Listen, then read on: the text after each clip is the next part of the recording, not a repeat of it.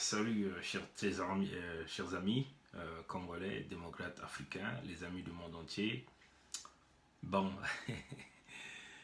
mais nous sommes un peu rentrés à temps aujourd'hui, donc on profite de faire un peu le petit tour d'actualité en ce qui concerne les affaires du Congo-Brazzaville, de la République démocratique du Congo, et un peu l'Afrique d'une manière générale, et puis la Côte d'Ivoire bien sûr. Bon, comme on vous l'avait dit, la SADC s'est réunie en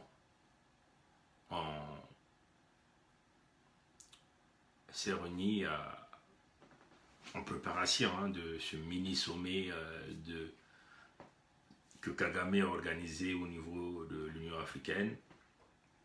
La SADC s'est réunie, toujours pilotée par Paul Kagame. L'objectif en réalité c'est de convaincre les syndicats et les chefs d'État africains à parler d'une seule voix en ce qui concerne les résultats des élections en République démocratique du Congo.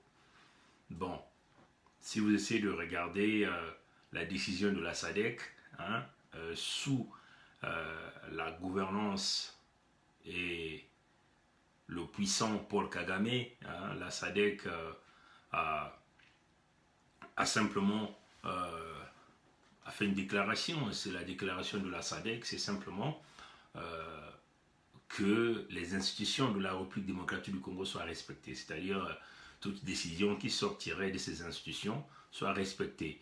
Mais vous savez que la décision des institutions de la République démocratique du Congo est une décision qui est sous la gouverne d'un homme, d'un clan, c'est-à-dire le Tutsi Power qui est simplement, qui est représenté par Joseph Kabila. Vous voyez, chers amis. Donc, c'est quand même, si la SADC, vous comprenez que la SADC est en train de tourner en 90 degrés là. C'est un virage à 90 degrés. Le vendredi dernier, il y a eu une grande réunion au niveau du Conseil de sécurité des Nations Unies. Dans cette réunion, il y a le ministre des Affaires étrangères de la Zambie qui avait intervenu. Ce ministre était parmi, si vous voulez, faisait partie de l'équipe de ceux qui ont observé les élections en République démocratique du Congo. Donc, la déclaration du ministre zambien, bon, il est clair, ce monsieur aussi avait demandé qu'il y ait le respect du verdict des urnes, vous voyez. Et puis il a invité les leaders politiques de la République démocratique du Congo de simplement de ne pas envoyer leur pays en dérive, c'est-à-dire en évitant de faire éclater et exploser la bulle, vous voyez, chers amis. Mais le ministre des Affaires étrangères de la Zambie était parti en République démocratique du Congo dans le compte de la SADC comme représentant, celui qui a conduit la mission de la SADC en République démocratique du Congo. Donc, en conduisant la mission de la République démocratique du Congo, la mission de la SADC en République démocratique du Congo comme observateur, il a demandé au respect des urnes, donc au verdict des urnes.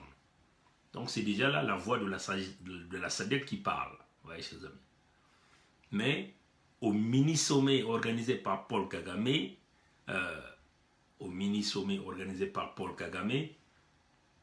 la SADC est en train de prendre un virage à 90 degrés. C'est-à-dire que la SADC ne parle plus au respect du verdict des urnes, mais la SADC parle maintenant du respect des institutions de la République démocratique du Congo. Mais ces institutions sont nommées par qui? Par l'homme fort, par le Tutsi Power, par le bras armé de Paul Kagame en République démocratique du Congo. Vous voyez, chers amis. Donc vous voyez que au fur et à mesure que nous sommes en train d'évoluer en temps, tous les groupements politiques de l'Afrique est en train de prendre un virage à 90 degrés à l'encontre de ce que les populations de la République démocratique du Congo sont en train de chercher. Bon, puisque déjà la SADC s'est réunie sous la gouverne de Paul Kagame, la SADC a déjà une décision. La décision, c'est de respecter la décision des urnes. non, c'est de respecter les institutions de la République démocratique du Congo, mais pas le verdict des urnes. Non, je répète, la SADC s'est réunie, la décision c'est de respecter les institutions de la République démocratique du Congo. Donc la SADC est en train de tourner à 90 degrés. Au lieu qu'on parle du respect du verdict des urnes, on parle maintenant du respect des institutions de la République démocratique du Congo. Comprenez ça, hein, c'est deux choses différentes. Hein. Le respect des urnes n'est pas égal aux institutions. Oui, chers amis. Donc si la SADC commence à virer à 90 degrés, ça veut seulement dire qu'ils sont en train d'aller vers une décision définitive et commune, entre guillemets unanime. Donc qui est simplement si on parle du respect des institutions, ça veut seulement dire qu'il faut respecter la décision de la CENI, il faut respecter la décision de Joseph Kabila, tout son plan qu'il a fait, il faut respecter le contrat qu'ils ont eu à signer entre les gens de Kabila et les gens de Félix Tshisekedi. Donc on a encore roulé le peuple dans la farine. La décision de la SADC elle est faite. Vous avez vu aujourd'hui, demain, c'est demain qu'il y aura ce sommet au niveau d'Addis Abeba. Vous vous souvenez, hein, chers amis, il y a 2 jours de cela, 3, nous avons déjà annoncé cette réunion-là. Mais les Congolais sont encore venus nous insulter, ils nous ont envoyé des inbox là. Ils nous ont dit de quoi tu parles, qu'est-ce que Kagame a à faire à organiser le sommet sur la RDC. Voilà, le sommet se dessine. Votre usurpateur des urnes, Sassou Deni, le génocidaire, celui qui a 8%, monsieur 8%, est parti un voyage inutile à Addis Abeba. Pendant que tout cet argent pouvait être utilisé à faire autre chose. Les voyages d'un avion affrété avec toute sa délégation, les coûts des hôtels, le carburant, les tarmacs, les employés de cet aéronef, la compagnie, les frais, ça fait des coûts. Hein? C'est un coût de millions de francs CFA, ou on peut dire un coût de millions de dollars. Hein, chers amis, nous faisons affaire aux hommes qui n'ont aucune vision hein, du pays. Toutes les fois, vous avez remarqué que cet homme-là, il voyage quasiment tout le mois. Tous les mois, il est dans les avions. Il fait le tour d'Afrique, tour d'Europe. Mais chaque voyage, c'est à coût de millions de dollars que ce monsieur est en train de dépenser. Que cet argent peut servir à entretenir autre chose dans ce pays-là. Mais l'homme n'a aucune vision, il ne pense qu'à lui-même, Oui, chers amis. Donc ça se souvient encore, le génocidaire Sassou, monsieur 8%, venait de faire encore un voyage à Addis Abeba pour ce sommet des 17 là, on les appelle sommet des 17, organisé par Paul Kagame, pour discuter éventuellement avant que la CENI, la commission électorale indépendante, la commission nationale, c'est pas électorale indépendante de la République démocratique du Congo, puisse venir avec les résultats définitifs. Donc ils vont aller s'asseoir à 17. 17 personnes, des dictateurs africains, des despotes africains vont se réunir à Éthiopie pour décider l'avenir de tout un pays de 60 millions d'habitants. Vous voyez ça, chers amis? C'est très grave. 17 voyous, ceux-là qui ont brûlé leur pays, qui ont pillé les économies de leur pays, ceux-là qui n'ont aucune vision pour leurs États, ceux-là qui pillent, qui tuent, qui font tout ce qu'ils veulent, ils vont se réunir à 17, décider sur l'avenir de plus de 60 millions de population. Ils vont seulement décider de mettre un pantin qui va faire le jeu comme eux ils sont en train de faire. Donc ça va aller. Mais vous allez voir hein, ce qui va sortir de là, de cette réunion-là. On va déjà vous le prédire, on va déjà vous le dire. Ils vont maintenir Tshisekedi comme président. Ils vont chercher à mettre en place un gouvernement d'union nationale avec partage de pouvoir. Le clan Kabila aura sa part, le clan Tshisekedi aura sa part, et ils vont essayer de convaincre le camp de Martin Fayoulou, de Moïse Katumbi. On va essayer de les convaincre pour le rejoindre dans le partage de pouvoir. Possible qu'il y a des gens qui vont accepter. Ceux qui ne vont pas accepter, on va leur imposer, parce que vous avez déjà suivi Washington, dans la déclaration faite par le département d'État américain, on dit ils rendront responsables ceux qui feront des troubles en République démocratique du Congo. Donc vous voyez que les cartes sont déjà en train de se faire jouer, taper sur la table. Mais, chers amis, on a toujours dit que la toute dernière décision revient au peuple. Les politiciens peuvent s'asseoir en train de faire leurs calculs machiavéliques, leurs opérations qui n'ont jamais eu même à trouver des véritables réponses. Hein? Mais si vous faites face à un peuple déterminé, ce peuple-là va en réalité défaire le projet des politiciens, le projet de n'importe quelle puissance. Nous avons toujours dit que les grandes puissances peuvent contrôler l'entrée et la sortie des munitions dans nos États, l'entrée et la sortie d'argent dans nos États, l'entrée et la sortie des gens dans nos États, mais ils ne peuvent jamais contrôler l'insurrection populaire. C'est jamais, c'est imprédictible ça. Le soulèvement populaire, c'est une motivation, une détermination du peuple à terminer avec un despote. Et un despote, on ne peut pas donner l'autorisation à un despote d'organiser les élections et attendre les résultats. C'est comme un peu ce que le Fonds monétaire international est en train de nous dire. Là. Il demande à Sassou, on demande des résultats, de présenter les résultats. Les États-Unis, par le biais du secrétaire du Trésor adjoint, demandent aux résultats au pays dirigés par des despotes, des résultats financiers. Mais vous ne pouvez pas obtenir des résultats financiers avec des despotes. C'est inimaginable. Vous ne pouvez jamais l'obtenir. Oui, chers amis. Donc,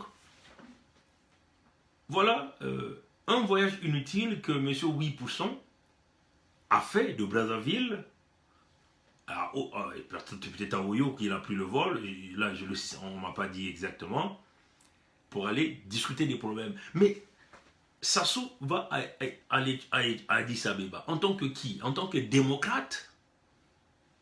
Est-ce qu'il a vu les gens de la RDC venir mettre leur nez quand il était en train de tripatouiller les résultats de l'élection présidentielle de 2015? Là où il a eu 8%, il a changé les résultats nuitamment, il a proclamé, il a balisé tout le pays, il a mis pas mal de gens en prison, en essayant de leur inculper l'étiquette d'atteinte à la sécurité de l'État, ainsi de suite, et il se met à tirer à balles réelles, à aller commettre le génocide dans le département de Pôle. Oui, chers amis. Sassou va là-bas en tant que qui? Sassou devient un maître d'Afrique qui va contrôler le grand Congo, qui est la République démocratique du Congo. Vous voyez deux voyous, Paul Kagame qui foutent la merde à l'est avec tous les minéraux, et un autre voyou qui fout la merde vers l'ouest. C'est incroyable. Qu'est-ce qui sortira de cette réunion? Rien du tout. C'est le peuple congolais qui sera encore perdant, et ils vont se préparer simplement à briser le pays, à matraquer le peuple, à taper le peuple, et c'est le peuple qui sera encore perdant. Oui, chers amis. Donc on le dit encore, le voyage de Sassou, c'est des voyages inutiles, des dépenses inutiles, qui ne pourra pas aider, si vous voulez, l'économie du Congo, parce que cet homme n'a jamais pris la peine de réfléchir un tout petit peu. Donc comment il peut essayer d'améliorer ses dépenses? Non, il s'en fout éperdument, parce que l'argent du Congo appartient à sa maman Mouébara. Elle était entrepreneur au Congo, elle était une femme d'affaires, le pétrole du Congo appartient à Mouébara, à Poro, à Nguessam, et vous avez un peuple mouton qui est en train d'assister, en train de regarder tout ce qui est en train de se passer. Cet homme se met à dépenser comme un véritable malade mental, des dépenses non contrôlées. Il fait affréter des avions à n'importe quel moment, il peut voyager. Tout ça sous les frais du peuple congolais, le carburant acheté, c'est pas possible, les tarmacs payés en coût de millions de dollars. Et tout ça, personne ne dit rien dans ce pays foutu, géré par des hommes qui ont perdu la mentalité. Laissez-moi d'abord boire même mon café. Vous voyez, ça c'est notre café du Canada, on appelle ça Tim Hortons. C'est ça que nous buvons ici. Hein. le concept de la grosseur de l'Amérique du Nord. Ça, c'est un café qu'on appelle double, donc double café. 2 sucres, 2 lait. Donc ce café, voilà. Vous voyez, chers amis, donc, aucune vision, un pays foutu. Vous avez encore vu dans ce même Congo-Brazzaville, là, pendant que Sassou voyage, des nouveaux recrues enseignants sont affectés, on m'a déjà dit au cours, là. Où est-ce qu'on m'a dit ça? Vraiment, c'est trop triste même. Voilà. On parle d'une deuxième vague, un deuxième convoi qui va dans la Likwala et la cuvette ouest. Des enseignants, 60, plus de 60 qui venaient d'envoyer. Ça, c'est la deuxième vague. La première vague était partie et là, c'est une deuxième vague de 60. Ils les envoient où? Pour aller enseigner les enfants Mboshi au nord. C'est ça la réalité, hein? Parce qu'ils sont fous éperdument. Si vous ne comprenez pas que ça soit déjà divisé le Congo, alors vous ne réfléchissez pas. Vous allez nous dire, il y a l'unité. Mais ne venez pas nous parler des histoires de l'unité au Congo. Nous, on vous dit la vérité en face. Sassou, lui-même dans son plan, le génocidaire a déjà brisé le Congo par ses nominations. Vous pouvez déjà le comprendre, que l'homme a brisé le Congo. Donc, ce sont enseignants qu'il veut envoyer dans la Likwala et dans la cuvette ouest. Enseignants. Sortant les jeunes recrues qui viennent de sortir de l'université Marangwabi, donc les appelés volontaires. Vous voyez que pendant que lui, il est en train de brûler l'argent du Congo, comme il est en train de brûler le kérosène dans les avions, il envoie ses fils du Congo dans la Likwala, au fin fond du nord là-bas, sans pourtant leur payer même les salaires. Et le peuple congolais, moutons qu'ils sont, ils ne peuvent pas dire non. Ben, ils sont là en train de partir. Ils attendent que un Jésus, tel qu'on nous l'a présenté, va ouvrir les cieux pour venir les sauver. Et quand ils vont arriver là-bas, ils n'auront pas de salaire, pas de maison là où vivre. Écoutez, chers amis, peuple du Congo, si vous ne comprenez pas avec tout ce que nous vous disons, vous êtes dans l'éperdument total, vous êtes dans les abîmes de l'enfer. Il est allé brûler le carburant, mais il vous envoie, vous, pour aller éduquer les enfants Mboshi au nord du Congo, sans salaire. Soyons sérieux, chers amis. En tout cas, je parle de Mboshi parce que c'est eux-mêmes qui sont venus avec l'avenir de Mboshi. Hein. L'avenir de Mboshi, c'est eux-mêmes qui sont venus le dire. Moi, on va vous montrer une image rapidement. Rapidement, hein, chers amis, parce que nous, ici... nous aimons toujours parler avec quelques preuves. Nous voulons vous montrer une image que vous allez certainement croire ou n'allez certainement pas croire. Mais nous avons toujours dit que nous sommes dans le système du baie vitré. Tout le monde voit tout le monde écoute tout le monde. Comme ça, vous allez voir de vous-même de quoi nous sommes en train de parler ici. Voilà, donc je vais simplement essayer d'aller le prendre directement dans ce web pour que nous puissions réellement voir de quoi nous sommes en train de parler ici.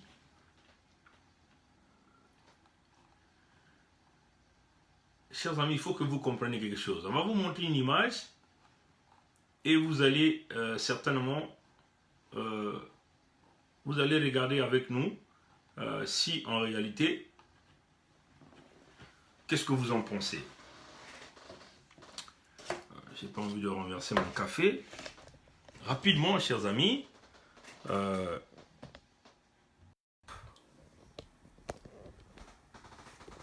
Regardez bien ce monsieur. Il s'appelle qui? Elongo, n'est-ce pas?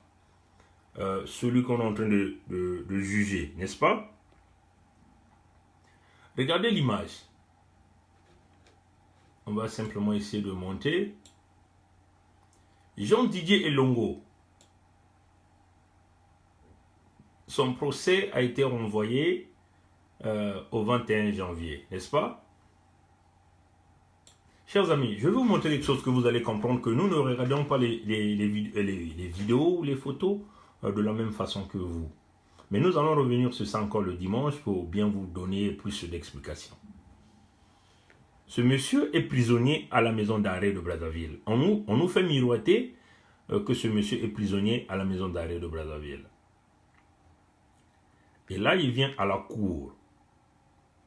Est-ce qu'un prisonnier ordinaire qui vient à la cour, est-ce que cette cour peut permettre à cet prisonnier d'enlever son uniforme de cette façon-là, comme lui l'a enlevé?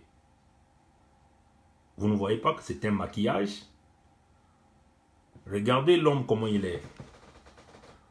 Potelé. Regardez le visage. Potelé. Cheveux bien peignés, bien arrangés. Barbe bien taillée. Cravate bien enfilée avec ses bretelles. Pantalon bien propre. Chemise bien repassée. Et le maquillage, c'est qu'on a mis simplement une petite combinaison de prisonniers au-dessus de lui. Qui ne le suffit même pas. Hein? Il est obligé d'ouvrir la fermeture et de faire semblant de vue. Donc c'est quelque chose qu'on l'a vite donné. Parce qu'un prisonnier, quand il vient au tribunal, mais il n'est pas dans ces états. La combinaison doit être... il doit avoir sa combinaison. Et certainement, vous allez voir que la chaussure qu'il a en bas, c'est une chaussure qui coûte cher. Mais n'a qu'à regarder l'aisance de l'individu. Regardez comment il est potelé. Il est gai.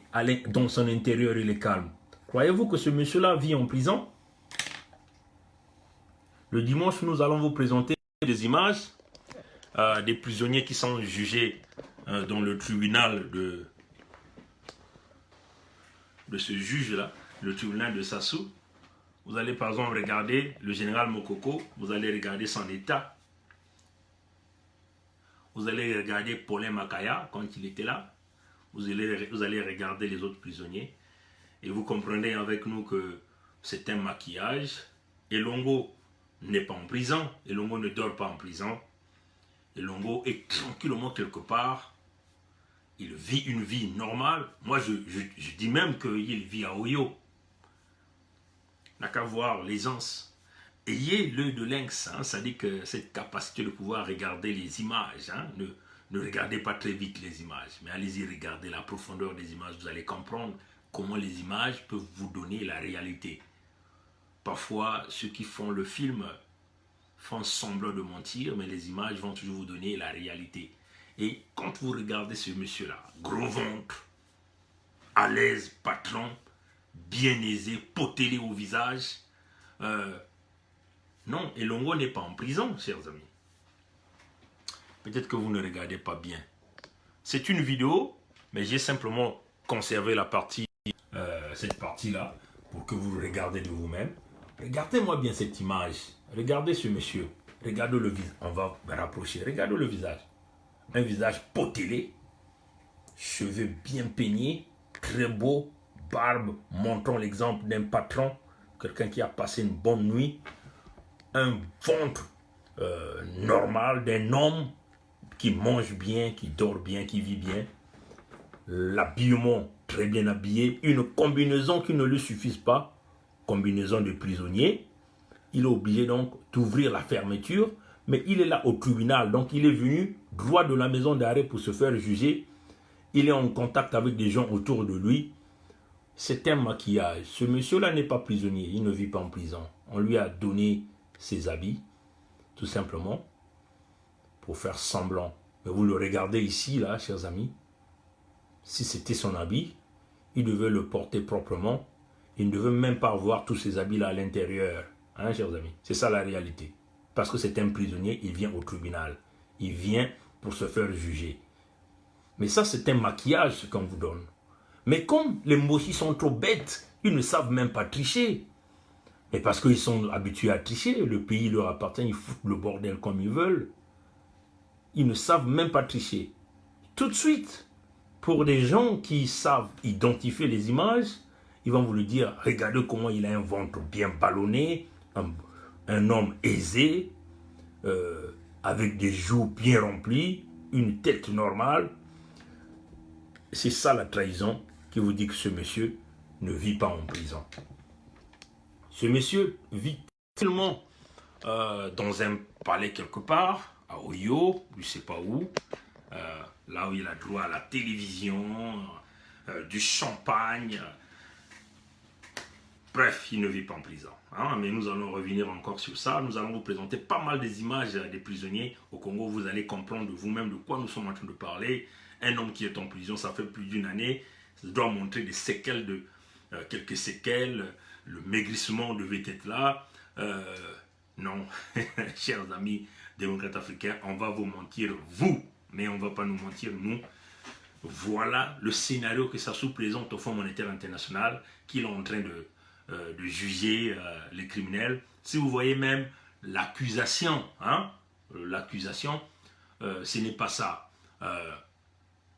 Même les avocats, hein, les avocats de l'État congolais ne sont pas au courant. Les avocats de l'État congolais ne sont pas au courant des accusations contre Elongo. Ils ne sont pas au courant. Comprenez? Donc, on a changé en réalité le véritable problème, les véritables délits de ce monsieur. Donc, vous voyez que Blanchard, là, est en train encore de faire un autre cinéma, mais bien sûr que c'est ça ce qu'il fait. Vous voyez que, pourquoi on ne peut pas le juger sur les causes initiales? Mais parce qu'il va citer le nom de Jean-Jacques Bouya, qui fait partie de cette pyramide du vol et du pillage. S'il citait le nom de Jean-Jacques Bouya, c'est le nom du génocidaire Sassou qu'il va citer, parce que Jean-Jacques Bouya est étroitement lié avec le génocidaire Sassou par le biais du pillage. Vous voyez, chers amis, donc, la transparence que le Fonds monétaire international est en train d'attendre, ils n'auront pas ça. Ils le savent complètement qu'ils n'auront pas ça. Donc, notre solution là pour régler le cas de Sassou et tous ces voyous que vous êtes en train de voir, ça ne va pas se passer par un quelconque dialogue. Il faut que ça soit par des méthodes violentes. Donc, éventuellement, il faut qu'il y ait des forces militaires qui arrivent à balayer ces gens-là pour pacifier le pays. Nous n'allons jamais obtenir les résultats que nous voulons avec ces gens qui continuent de maquiller. Donc, vous voyez que tout cela qu'on nous a présenté, Mossi, sortant droit de la liaison de Sassou, ne vont jamais aller en prison. Ils ne sont jamais en prison. À l'exception de Mokoko qu'on nous présente, qui est en prison. Ça, si vous essayez de comparer l'aisance de ce monsieur, regardez un peu Paulin Makaya. Hein. C'est un homme costaud, grand de taille, un homme potelé. Mais quand il est en prison, vous sentez que ce monsieur-là est en prison. Mais au Longo, là, quand vous le voyez, là, il est aussi costaud, même gabarit que Paulin Makaya. Mais regardez la différence. On va vous présenter ces parallèles-là dimanche, complètement dimanche. Pour vous démontrer que ces gens-là vous mentent. Ils vous viennent avec des scénarios de tribunal pour que vous puissiez être convaincus, pour que le Fonds monétaire international soit convaincu. Mais on vous le dit, chers amis, il faut forcément un coup de force militaire. Si on n'a pas le coup de force militaire pour éradiquer tous ces voyous au Congo, le Congo ira nulle part, il n'y aura pas d'avenir, le pays va être toujours piétiné. C'est ça la réalité. Notre malchance, c'est parce que nous avons une France, de la France-Afrique, une France des intérêts, qui ne voit que ses intérêts, qui ne voit pas la vie des populations, qui ne voit pas la vie des Congolais, qui protège une famille, un clan, pour simplement piller le Congo et laisser ce clan-là piétiner les Congolais. Donc, nous, en tant que peuple congolais, il faut que nous trouvions des stratégies pour nous libérer. La seule façon de nous libérer, il faut balayer ces gens-là de la même façon qu'ils sont venus au pouvoir au pays. Il faut les enlever militairement. Si vous ne les enlevez pas militairement, ils vont continuer à venir avec des procès comme celui-là, des procès qui vous montrent ce maquillage, faisant semblant que Elongo est prisonnier. Il ne l'est pas. Vous pouvez que voir les images. Les Moshi ne savent même pas tricher. Même pas tricher. Hein? Ils ne savent pas tricher. Nous sommes capables de décrypter les images parce que nous avons cette intelligence-là. Et aussi parce que le troisième œil, il est ouvert. Donc nous sommes capables de dénicher tout ce monde, tout ce magouille, ce camouflage que ces gens-là sont en train de faire. Donc, Elongo n'est pas en prison. Donc, si il y a des camouflages qu'on vous fait voir, ils vont vous tromper, vous, peuple congolais, qui ne veut pas ouvrir les yeux. Mais en tout cas, nous, on ne peut pas nous tromper. Bon, je vais terminer par ce cinéma que nous sommes en train de voir, qui est en train de se passer à la Cour pénale internationale de justice, où vous avez le président Laurent Gbagbo et Charles Blé Goudé, tous les deux ils ont été acquittés, mais malheureusement le procureur, le bureau du procureur ne fait que venir avec des annulations, tirer en longueur sur leur libération, ils ne veulent pas les lâcher, ainsi de suite. Bon, chers amis, en tout cas, on veut vouloir simplement vous dire, est-ce que vous ne voyez pas que ça c'est Alassane Ouattara qui a la manœuvre, comme l'a dit mon frère ivoirien qui m'a écrit aujourd'hui, qui m'a dit, mais mon frère, tu ne vois pas que c'est Alassane Ouattara qui a mis sa machine de relation pour essayer de tirer en longueur, parce qu'il ne veut pas que le président Koudou, Laurent Gbagbo et Charles Blé Goudé, le leader des jeunes patriotes, puissent rentrer en Côte d'Ivoire. Il veut vouloir les maintenir là-bas jusqu'à ce qu'il y ait l'élection de 2020 permettant à Guillaume Soro de prendre les commandes de pouvoir. Possibilité, parce que c'est inimaginable. Aujourd'hui encore, les juges ont été clairs, pas question de leur maintenir là. Ils sont libres, ils sont acquittés, ils vont rentrer chez eux. Le bureau du procureur tourne encore en rond pour créer encore un autre procès. Mais qu'est-ce que ça signifie ce cinéma? Ou il y a deux choses, ou c'est le procureur qui commande, ou ce sont les juges qui commandent. Parce que vous avez fait le premier recours, ça a été rejeté par les juges, vous avez fait le deuxième recours, ça a été rejeté, et là vous allez encore venir encore avec un autre recours. Mais ça c'est devenu le cinéma que nous n'avons jamais vu. Mais ce sont ces relations-là. Donc des gens comme des Nicolas Sarkozy commencent à utiliser le réseau parce que la vraie vérité va sortir, qu'on en veuille ou pas. Les Ouattara veulent tout empêcher parce que Ouattara ne veut pas que Koudou Gbagbo revienne dans son village. Mais ça c'est le mauvais cœur. Ça c'est le mauvais cœur. Donc on peut considérer que oui, il y a une machine qui est mise en place pour étouffer, pour empêcher. Mais si nous ne faisons même pas attention, cette machine peut même arriver à aller empoisonner Laurent Gbagbo et Charles Blé Goudé pendant qu'ils sont en prison, pour qu'ils sortent là seulement des cadavres. C'est ça la réalité. Parce que si les juges qui représentent la puissance pour regarder les preuves d'un camp et de l'autre ont regardé les preuves et se sont dit non, il n'y a rien, nous devons les libérer, il n'y a que des recours, de recours. Il y a déjà 2 recours qui ont été rejetés. Pourquoi vous voulez donc garder ces deux-là à la haie? Laissez-le rentrer chez eux tranquillement. Honte à tous les Africains. Vous voyez même ce sommet même sur la RDC, certainement, ces syndicats des chefs d'État africains, certainement, ils vont même parler encore de ça. Ils vont chercher à parler d'une seule voix, utiliser le réseau de tout un chacun d'eux.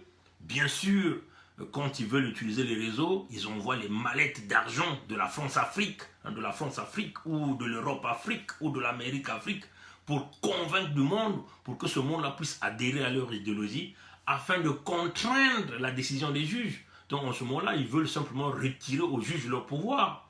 Et ça, c'est inacceptable. Parce que si ceux qui sont juges, qu'on a donné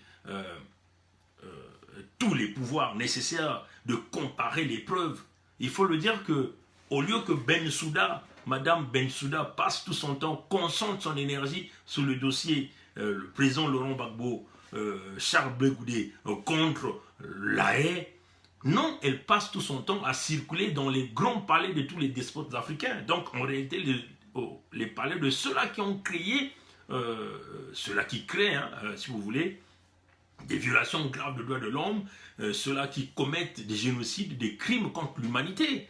C'est ça la réalité.